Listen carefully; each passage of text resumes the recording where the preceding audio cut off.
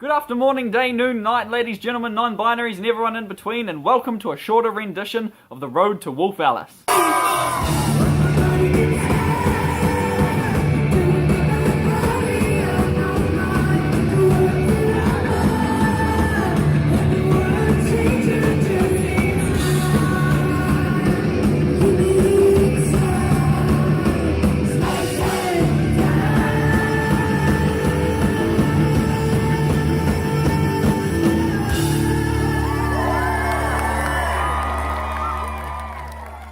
If you're wondering why it's going to be a shorter Road to video this time, it's because the concert was actually over a month ago, and I'm only just now getting a chance to sit down and record the last of it. You see, I don't work full time, but I still don't really have that much free time to myself, and I must admit I have been spending a little bit of time sailing around ancient Rome. Also, before we begin, I feel like I need to clarify something, and that's I'm not a huge fan of Wolf Alice. This is the first time I've been to see a band that I'm not, like, really familiar with. I do know both of their albums, as you can see them in the background, but Tamsin, my partner, is like the massive Wolf Alice fan. She loves them. She went to see them in Laneway, and when they announced they were coming to New Zealand, at the time, it was like one of the first bands that announced they were coming here, before Fall Out Boy, before Panic at the Disco, before Imagine Dragons, Killers, Openside, all of them. It was Wolf Alice, so I was like, yeah, I'll go see them, because I knew a fair few of their songs, so I don't know everything about them, sort of thing, so my knowledge of them is pretty limited. I can't sing along to all their songs, so just letting you know that this is coming from the place of someone that isn't a die-hard fan and just really enjoys their music. Also, slightly different camera angle to hopefully catch a bit of the sun, because I'm sick of not being able to see half my face. Now, almost every Road to a Concert video I make always starts with the same three things. Number one, saying goodbye to the pet ratty matatis.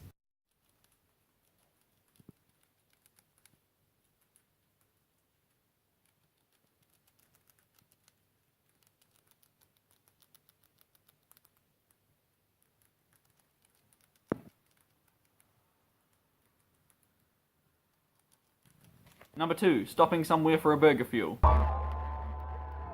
And number three, a short video clip of one of my old pet cats.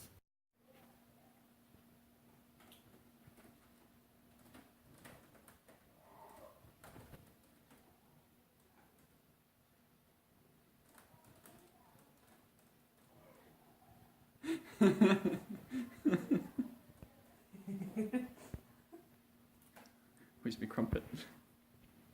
Thanks to a fair few combined birthday presents and a loan from our parents, we were able to afford to fly to Auckland rather than having to take the grueling 9-hour bus ride from Whanganui. So we flew up to Auckland, and the first stop was always going to be Tart Bakery. Thankfully, we were able to make it to the Butcher's Son for dinner that night, and it was delicious. Oh my gosh, vegan food in Auckland just keeps getting better. Hey wait, Hailstorm are coming to New Zealand as well? After a delicious meal, we decided to make the long walk back to the hotel and call it a night. Okay, it is Sunday. We're on K Road and we're going for breakfast at 1 PM. So no cars are going and no pedestrians are going.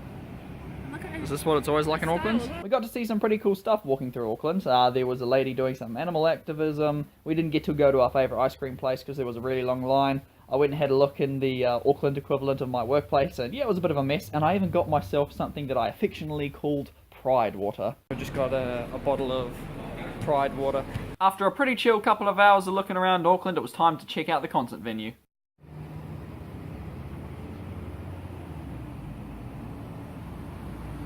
There's a chubby ratty matata. You see it, eh? It's just nibbling on a branch. Look at him, he's so big and chubby. As soon as I stopped recording, the giant rat ran off, and another 4 of them came out of nowhere, and they all just started chasing each other. It was hilarious.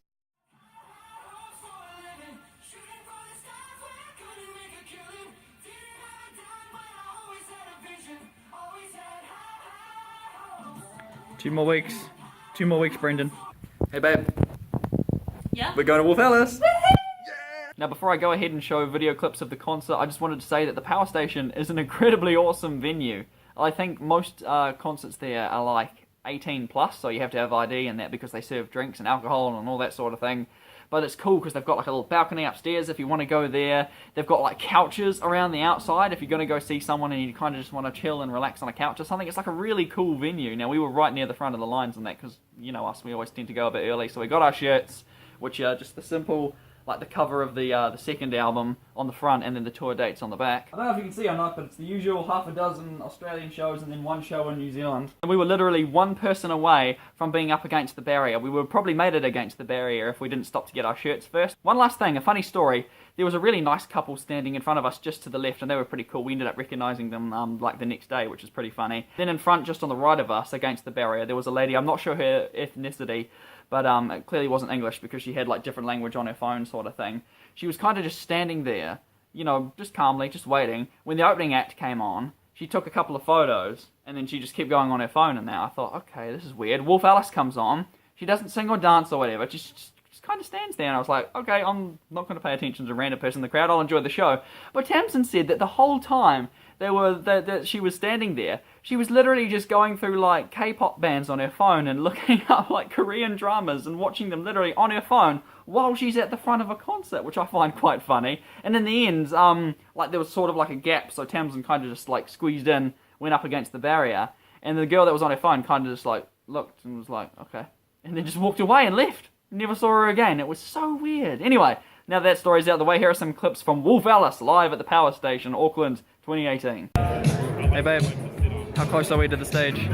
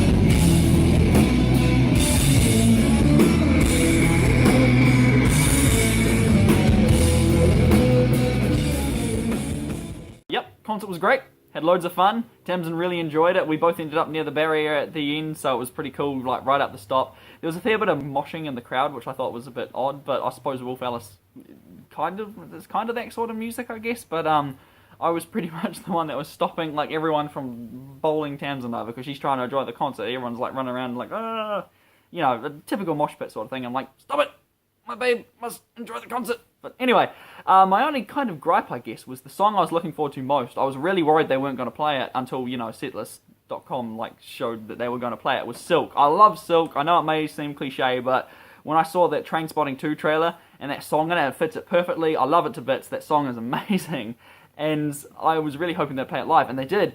But it was honestly the most unenthusiastic song they played. Like, obviously nothing's gonna sound like it does on the album, but it's almost as if it's their song that, like, okay, we didn't mean for this to become like a super popular song. They just ended up putting it in Trainspotting, so now we've got to perform it live all the time. So they kind of just like got it over and done with, like it was a really loud vehicle driving past outside while I'm trying to record. Anyway, it was just, I don't know, it was just kind of bland. I was really looking forward to it, but it just kind of came and went. So, oh, at least songs like Fluffy and Space and Time and Beautifully Unconventional and, you know, every other song was amazing. Anyway, on to the last day of Auckland. Before we left for Auckland, my mother gave me some avocado socks. So it's time for them to come out. We spent the day doing the usual, checking out all the vegan restaurants and cafes, going for walks, checking out the record stores, not being able to buy anything because we've got no money. So we're in Green Time for the first time in over a year, and I just tried a triple chocolate mousse, and it is easily my new favourite dessert. I want to eat it every day. And what are you having, Bet? A smoothie. A smoothie. It's got passion fruit, raspberry, beetroot and apple in it. Beetroot. Yeah, Green Time is pretty awesome. It's well hidden, but you should totally check it out if you're in the area. Heading back to the hotel after our last day in town, and it's going to rain on us. Hi, babe. Hey. Woo! Hailstorm. Okay, we're in Soul Food now, and it's dead quiet in here despite being 20% off, which is a shame. I hope this business does really well, but we're going to have a delicious dinner, and then we're going to go home and chill for our last night in Auckland. Unfortunately, Tart Bakery was closed when we got there, which was kind of a pain, but it's alright because we had Prawn's Soul Food for dinner, and it's a really great place, amazing food, and their business isn't doing as well as it should, so please, if you're on K Road, go visit them. Anyway, we had a great sleep. Actually, no, we had a terrible sleep. Don't know what I'm talking about. And the next day, we pretty much had Tart Bakery for breakfast, and unfortunately, came time to fly back home to our regular lives of work and stress and, you know, the real world. Unfortunately, immediately after arriving home, we were snapped back to reality with the devastating news that our pet rat Nebby, he's our brown rat, see, a month ago we had his tumour removed because he had a tumour and it was getting big, and we had it surgically removed, and he seemed to be doing well. It was an aggressive cancer. We thought, okay, he's doing well, hopefully he recovers, but a couple of days before we went away, Tamsin noticed a lump again, and his cancer had come back, because rats, seen as they're such small creatures, they have really, like, small immune systems as well. So we were worried that, oh man, he's not going to be around for much longer, but we had no idea how quickly it would grow. So what turned out to be a small lump, 3 days later we got home, and it had almost taken up half of his body, and we just decided then and there that, yeah, okay, we need to have him put down, which is double devastating, because a couple of weeks earlier we had to put down one of our other rats, Rosie, because she just basically just gotten so old and quality of life was slipping, and it's just one of those things you have to deal with in adult life when you're a pet owner. You know, it's like, at what point does quality of life become more important than your love for your creature? Because, you know, no one wants to get a pet put down because you love them and you get so attached to them, and yeah, I never used to imagine me like ever owning a pet rat or anything. I was like, ew, rats, and then, you know, Tamsin opened my eyes to how, like, rats are portrayed as, you know, like vermin, like creatures and that in movies and stuff like that, when really they're like some of the cleanest animals. They're so sweet little things, and I love them, and I got so attached to them. And we had Rosie for nearly a year, and we've had Neb for half a year, so yeah, basically we got back from the concert that night and called the vets for the next day, and the next day, thankfully, I got a bit of time off work, so we took Neb in, and yeah, he got put down. So yeah, rest in peace, Nebby. Anyway, I don't want to leave you guys on a downer ending, so here's a video clip of a hedgehog that was rummaging through our trash when we got home, and also a video clip of Tamsin's pet cat, Tangy. So we found who's been going through our trash. Hey, what are you doing, Mr. Prickly Boy? He's got orange peel on his nose. He's got orange peel on his nose. Hey, buddy. Why are you going through our trash? That's not nice. I'm hungry. Hi there, Mr. Hedgehog. You got some orange peel on your nose. If I flick it off, will you let me, or will you stab me with your spikes? Hi, Tangy. Hey. Oh, what's that? Boop. Thank you very much to our parents for lending us money for this journey. Couldn't have done it without you. Thank you very much, Tamsin, for buying me so much delicious food, because I don't earn enough money to buy stuff myself, really, which sucks. We're getting there. We're getting there. We're making do. Thank you to everyone that helped make this this trip amazing. Thank you very much, Wolf Alice, for coming to New Zealand. It was awesome. Looking forward to seeing you again sometime when you get to play at somewhere massive like Spark Arena or something. Thank you to the pretty cool couple of people that were standing next to us at the concert that we also bumped into in Groovy Records the next day. That was pretty cool. And most of all, thank you guys very much for watching this hopefully shorter version of the Road to Wolf Alice. I hope you enjoyed, and I'll catch you guys next time.